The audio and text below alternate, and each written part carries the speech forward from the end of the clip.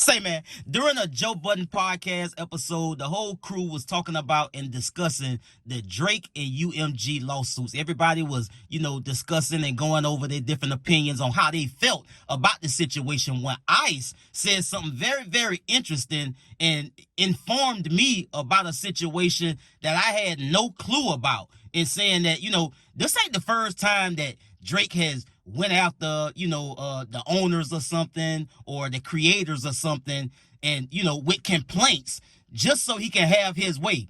Now, I wasn't privy to this whole situation. Maybe you wasn't either. Let's get to the content.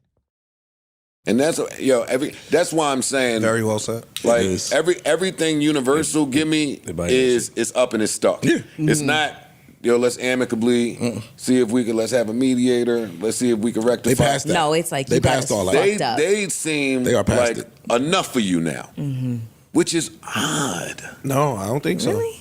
I don't think so. You don't think that they're tired of the brat just I think that he might be, and stomping his fucking feet? We done had them conversations and the line is drawn. Yeah. Ain't no budget no more. Yeah. Okay, then nigga, it's up. Do what you gotta do. Yeah. You know how you talk to somebody like, all right, that's what it is? All right, well, you do what you gotta do then. Yeah. Oh no, they call that best and final. Highest and best. they call that best and final. But once that's said on the phone, let's all go to our corners, see what we with, what we ain't.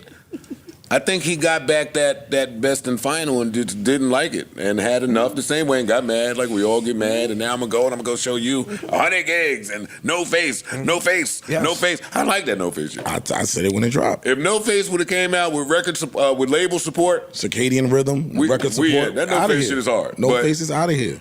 But poor Khaled don't know what to do on the album. That's the album I'm waiting on. We keep talking about Kendrick, Future, Week, and all this other nigga. Where is Khaled's album? Dirk is gone.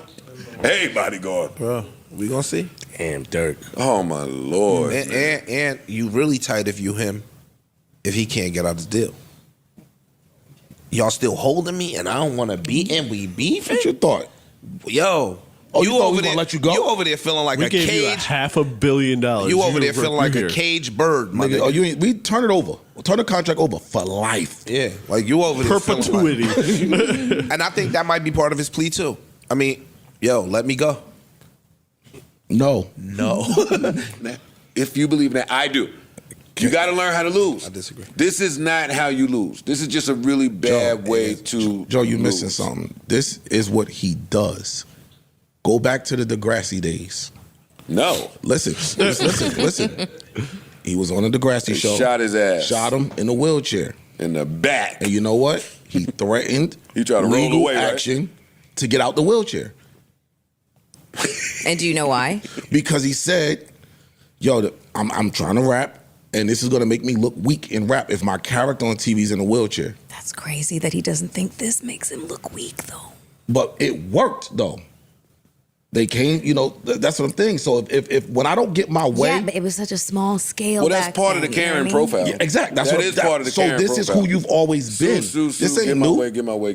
This ain't new. Now, for me, I had a couple of different opinions after hearing this whole, this whole take about Drake and UMG and why he doing what he doing.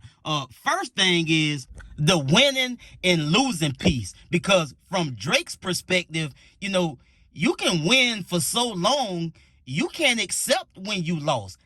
Accepting defeat can be a challenge for you. And Drake been winning for quite a long time. You think what I'm saying? He been having his way for quite a long time. So he can't wrap his mind around the fact that up and out of the blue, I lost because, the label allegedly, got more behind this artist as opposed in me. So it's like he feel betrayed by Universal because he been the golden goose. They've been pushing everything and pouring everything into pushing him and turning him into the biggest rap superstar in the world. That's the bottom line at the end of the day. Drake still is the biggest hip hop artist in the world. The second thing is, in terms of Drake having reservations with the creators and producers of Degrassi and him being, getting shot and being in the wheelchair. He had reservations with that role at that point because his argument and his complaint to them was, look, I can't be on this show in this wheelchair when I'm trying to be a rap artist. I need to look tough if I'm going to be a rap artist. So I don't need to be in this wheelchair. Like, we got to do something about that. And my thing to that is, when we found you, we was doing what we doing. That go for the people at that did Degrassi and UMG. Look, when we found you, we was doing what we was doing. You can't come over here after we find you, bring you over here, spoil you, turn you into this global mega hip-hop superstar, and then come back in here and tell us what we gonna do and how we gonna do it, and try to sue us. And also, the third thing, just in the general sense of how you do business, one party don't get everything they want every single time, if at all.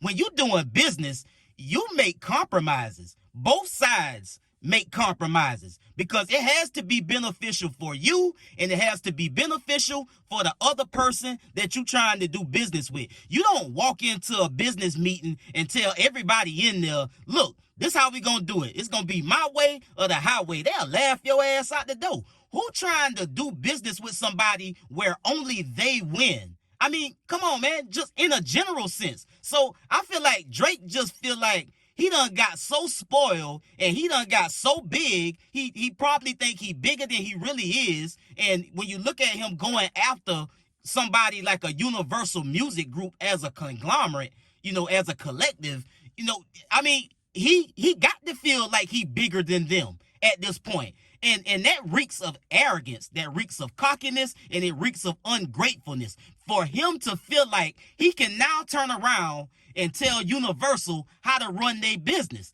Now, we used everything at our disposal to make you who you are. You're going to sue us and try to expose us and tell us what we going to do, how we going to do it. We gonna pay you what you demand for us to pay you, and you want a piece of our company?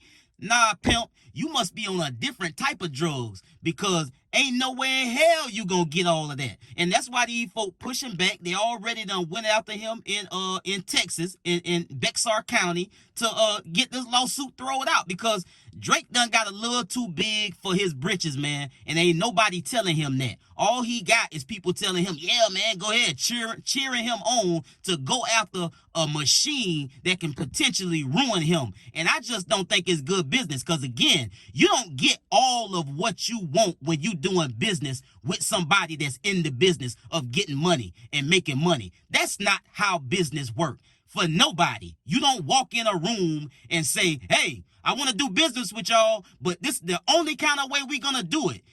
Drake need Universal a hell of a lot more than they would ever need him. Universal can just make them another Drake, which is probably what they're going to do with throwing everything but the kitchen sink behind Kendrick Lamar and making him what Drake used to be. I get at y'all in the next one, man. Y'all be smooth. I'm out.